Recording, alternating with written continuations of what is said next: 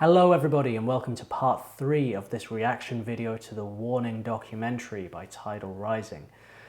We have just got to the Mayday era of the Warning, and we're going to see how they've kind of developed musically. Let's just get straight into it. Feelings or situations that are close to us, or our opinions on certain situations.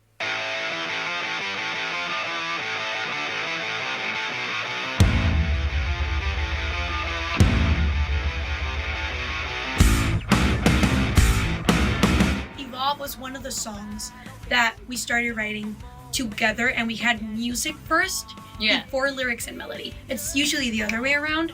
So the three of us were in this room, and Danny and Ale were like playing, like getting the riff, and I was like, let me write a melody really quickly for the verse and just like put some lyrics on there. I'm not in danger, I'm the danger now. And I was like, hey, that's a good line. That's a cool I'm not line. in danger, I'm the danger.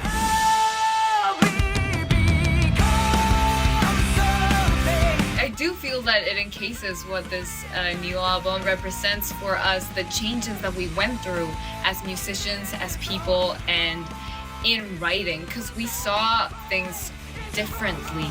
Like right now, we really concentrated on adding a lot of like new harmonies and how like the bass and the drums were going to play together and then differently at the same time.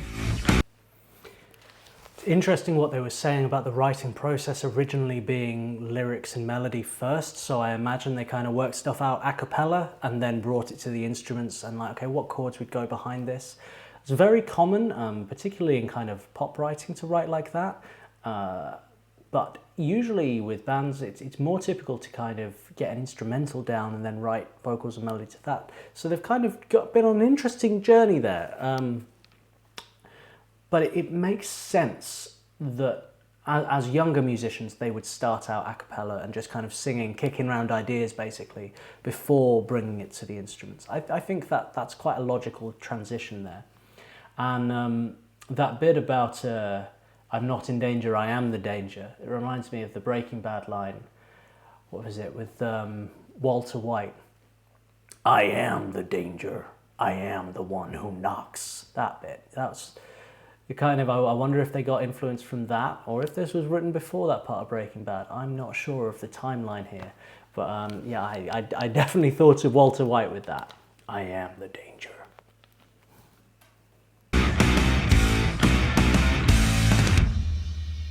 Like there is so much room to grow, and we always enter these situations like with big wondrous eyes. Like we're gonna learn today. What are we gonna learn now? What's gonna happen now? You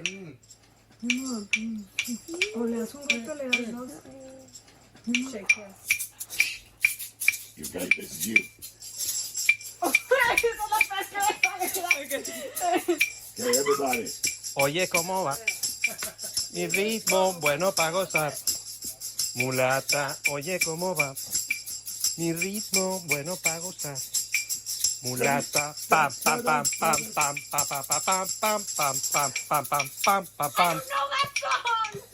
Definitely performing our songs live is a totally different universe. Like we treat it as such, even ourselves. We know it's nothing like recording in a studio, but it's so much fun. You're like directly sharing and expressing to the people who are watching you. And I feel like our past albums, we try to grab like the sound, like how we sound live into our recordings, and we never really... we have never accomplished We that. never accomplished that until like this third album. album. I've already collapsed.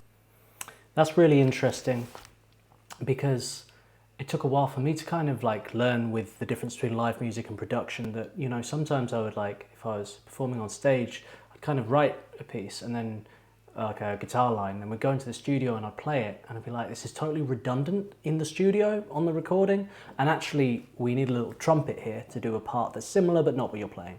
And it's like, well, that worked for the live show, but in the studio, not at all. And it's very interesting, the difference between those two things. And what I really like about The Warning is I like that they've started out from a live background. They started out very young, straight away, get on stage, which isn't often the way things are done anymore. Usually, a lot of musicians, you know, you might start writing songs and stuff, you'll get on YouTube and start putting things out like that. You get on SoundCloud, Instagram, and all those things. And then maybe after a few years of building a little bit of reputation and stuff, you have the numbers to sell out a venue. And so then you kind of go down and you practice and practice and practice, and then you go and do live, and very often it might not be that good because you suddenly realize that you're playing live for the first time, very different to the rehearsal room. It sounds different. You can't hear yourself the way you could when you were doing sound checks. Suddenly it's full of people and the noise is all dampened, and you can't hear yourself through the monitor, and there's feedback and it's loud, and there's all kinds of issues that take years of practicing on stage to overcome. So they've done it the old school, the traditional way of just going out there and like just learning the craft of performing live, and having that as their kind of base before kind of making production and music videos their, like, you know, primary output. It's kind of, it comes from a very organic place, doesn't it, you know? And I just think that's really, really cool to see this day and age, that kind of style of doing things is coming back a little bit, because it has been a little while now where it has been a lot more internet driven. So it's cool. You can't beat a live gig, can you? So I'll just drown my sorrows in a non-existent world. We put in a lot of hard work into our live shows. We really plan everything out, and we practice it a lot. And even our movements, like if you see us playing in our early stages of the band, we're just like statues. And that's something that we actually worked on consciously. It's like how to play, being able to like jump around and bring more energy to the show. Like we make fun of each other while we're on stage. And I know, like, I shouldn't really be like saying this, but even when we mess up, we're like, oh, you messed up. Like, we just look at each other like, you messed up.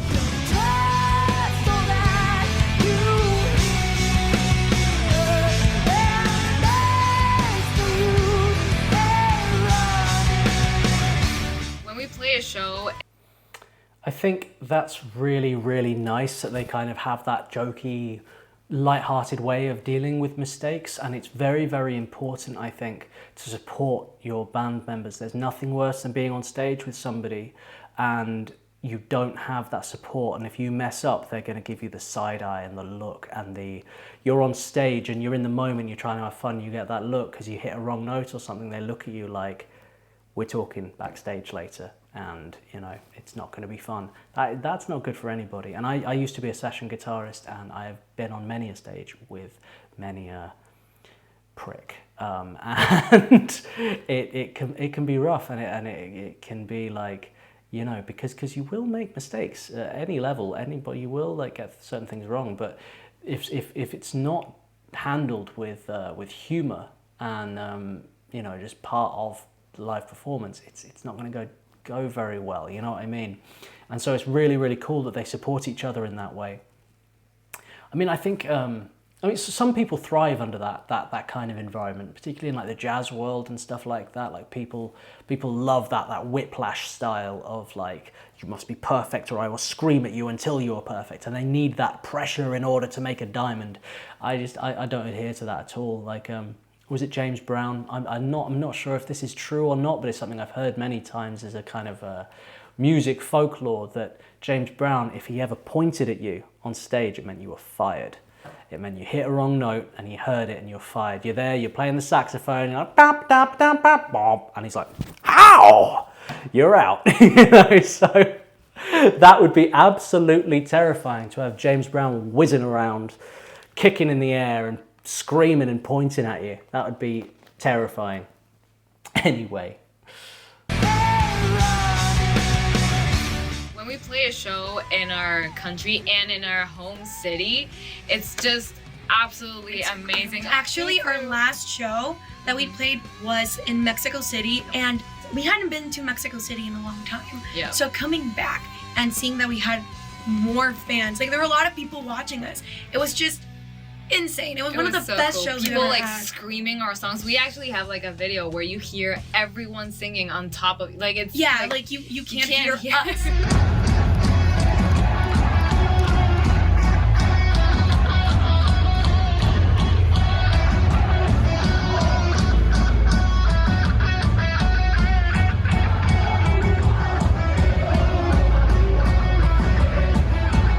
Mexico really has something very special. A big scene Like- of energetic people ready people are for really metal.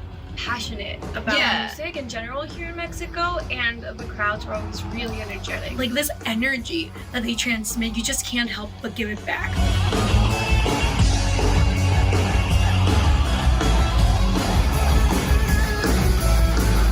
It's really about making like a personal connection of what you want to transmit through your instrument.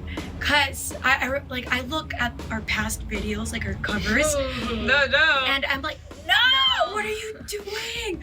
But we were so young, we were starting out, so it's okay. But I feel like that's a really nice thing. Looking back and seeing how much you've improved, how much you've grown. A veces las cosas obvias son Awesome. Oh man. I think it's just kind of in Mexican blood, isn't it, music? You know what I mean? That natural rhythm and that passion.